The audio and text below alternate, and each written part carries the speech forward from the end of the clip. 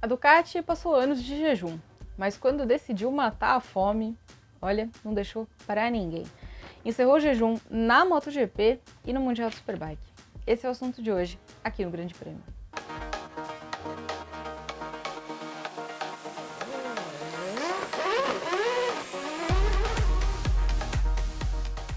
A Ducati pintou o mundo do motociclismo de vermelho.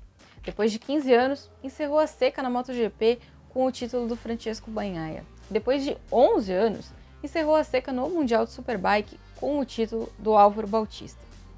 A festa em Borgo Panigale deve estar excelente. Pena que a gente não é mosquinha para poder participar também, né? Talvez a festa não tenha começado ainda, porque eles estavam lá na Indonésia e ainda tem uma etapa na Austrália do Mundial de Superbike, então talvez isso tenha atrapalhado um pouco as comemorações. Mas que a Ducati tem muitos motivos para celebrar, isso eles têm. Afinal, eles nunca tiveram um ano como esses. É a primeira vez na história que a marca de Borgo Panigale conquista os dois títulos numa mesma temporada, o Mundial de Superbike e o Mundial de MotoGP. Também, o MotoGP só tinha sido conquistado uma vez até então, né, em 2007, enquanto a conquista do Bautista é a 15ª vez que a Ducati vence o Mundial de Superbike, né, o título de pilotos do Mundial de Superbike. Eu anotei aqui algumas coisinhas pra gente não esquecer de comentar. O Bautista venceu 14 das 33 corridas do Mundial de Superbike nesse ano. Ele também conseguiu 29 pódios. Então foi uma temporada bem gloriosa para o espanhol. Mas não dá pra gente dizer que ele não teve rivalidade, porque ele estava competindo com o Toprak Razgatlioglu, espero ter falado sobre o nome dele certo, porque o sobrenome é muito difícil, que era o campeão vigente. Aí a gente vai falar, nossa, de novo a Ducati bateu a Yamaha. Virou meio que uma tradição de 2022. Talvez um trauma para a Yamaha, pode ser também. Mas a Panigale V4R estava num ano muito bom, né? Foi uma moto muito competitiva que conseguiu fazer um campeonato forte. E o Bautista também encaixou muito bem, né? Com essa moto, fez um ano muito forte e foi um piloto extremamente competente também. E ele é só o terceiro piloto a conquistar o título do Mundial de Superbike depois de ter sido campeão em uma das categorias do Mundial de Moto Velocidade. Porque, para quem não lembra, em 2006, o Bautista foi campeão das 125 cilindradas. Então ele faz uma coisa que só tinha sido feito antes por John Kosinski e Max Biaggi. Como eu falei, né, é o 15º título da Ducati, mas tinha um jejum aí de 11 anos, porque a última vez que a Ducati tinha vencido na Superbike tinha sido em 2011, com o Carlos Checa. Então fazia muito tempo, como fazia também na MotoGP. Então coroar, né, esses dois esforços enormes, porque são os dois principais campeonatos. Comparando mal ali, a gente diria que é como se uma mesma marca tivesse vencido Fórmula 1 e Fórmula Indy no mesmo ano. Mais ou menos, né? O Mundial Superbike talvez não é a mesma coisa que a Indy, mas vamos colocar nesse tipo de comparação. É como se uma mesma marca tivesse vencido essas duas competições. E aí, o Claudio Domenicali, que é o diretor executivo da Ducati, falou que foi um resultado histórico, que é uma temporada inesquecível e mágica, e que mostra que a Ducati colocou mesmo o esforço máximo nesses dois campeonatos. Não dá pra gente discordar, né? Porque eles conseguiram vencer os dois e conseguiram vencer muito bem. Assim, não dá pra falar nada, não dá pra contestar o que eles fizeram em nenhum dos dois campeonatos.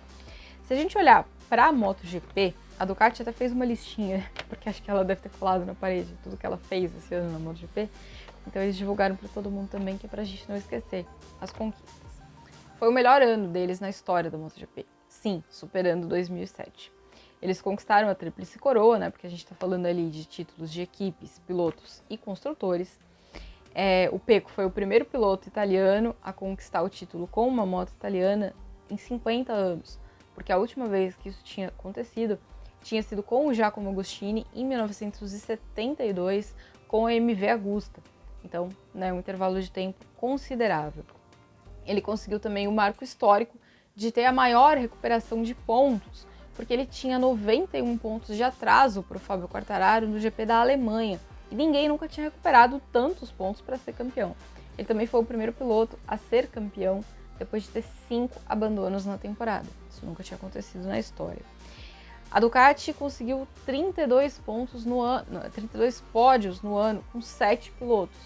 Então, se há muito pouco tempo a gente falava da Ducati como uma moto que um cara conseguia guiar, e esse cara era o Casey Stoner, hoje a gente está falando de uma moto que tem 8 pilotos com ela no grid e 7 desses pilotos conseguiram pódios. O único cara que não conseguiu foi o Fábio Di Giannantonio, que era um novato, né? E entre os novatos foi o que mais teve dificuldades de adaptação. Mas ele conseguiu uma pole e é bom a gente destacar isso daí. Desses 32 pódios, eles estão divididos assim. Foram 10 para o Pecco, 7 para o Miller, 6 para o Bastianini, 4 para o Zarco, 4 para o Martin e 1 para o Bezzecchi. Foram também 12 vitórias no ano. 7 do Pecco, 4 do Enea, 1 do Jack, e aí a gente está falando de 16 poles, com 7 pilotos. Então também é uma moto que, né, velocidade a gente sempre soube que a Ducati tinha, isso é uma marca tradicional deles. Mas a Ducati esteve na primeira fila do grid, nas últimas 40, teve pelo menos uma Ducati na primeira fila do grid, nas últimas 40 corridas da MotoGP. Então não é exatamente uma coisa que está acontecendo nesse ano, né? Já vem de há mais temporadas aí um crescimento da Ducati. Isso foi consolidado nesse ano. E aí, uma coisa legal que aconteceu 2 vezes nesse ano. Em Austin e em Mugello, a Ducati fechou o top 5 do grid, né? Eles colocaram 5 motos nas primeiras 5 posições do grid. Então, foi um 2022 mesmo para ficar marcado na história da Casa de Bolonha.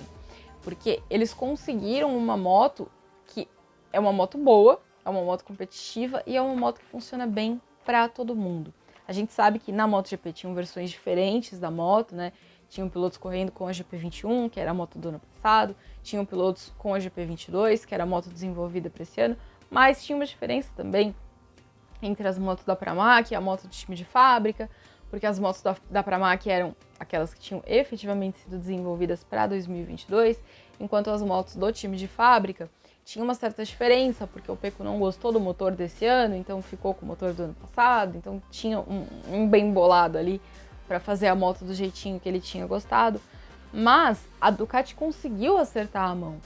E claro, agora ela vai para 2023 com o rótulo de favorita e com um alvo gigantesco em cima dela, porque agora ela é a marca a ser batida, ela é a referência para todo mundo.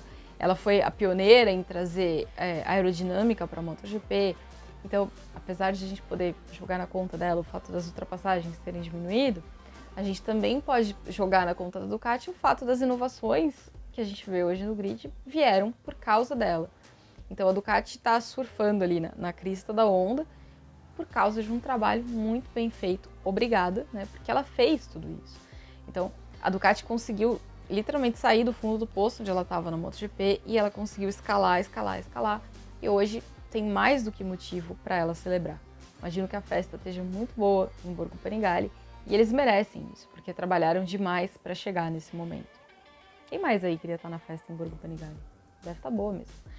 E no Mundial de Superbike foi a mesma coisa, né? Eles tiveram ali que passar por um processo de recuperação, porque a gente vinha de um campeonato que durante muito tempo foi dominado pela Kawasaki, e aí eles tiveram que correr atrás também, todo mundo teve que correr atrás, teve mudança de regulamento e tudo mais, mas eles conseguiram ser competitivos, tiveram rivalidade nesse ano, porque o Toprak chegou brigando nessa etapa da Indonésia, venceu as 3 corridas e mesmo assim não conseguiu impedir o título do Bautista. Então é um ano para ficar marcado na história da Ducati, é um ano que botou o sarrafo lá em cima, então repetir o que eles fizeram em 2022 vai ser muito difícil, mas o desafio está lançado. Vamos ver se eles vão conseguir fazer igual em 2023. Me conta aí o que vocês acham. Dá para repetir no ano que vem? Eu não sei não, mas competência eles já mostraram que tem. A gente se vê na semana que vem. Valeu!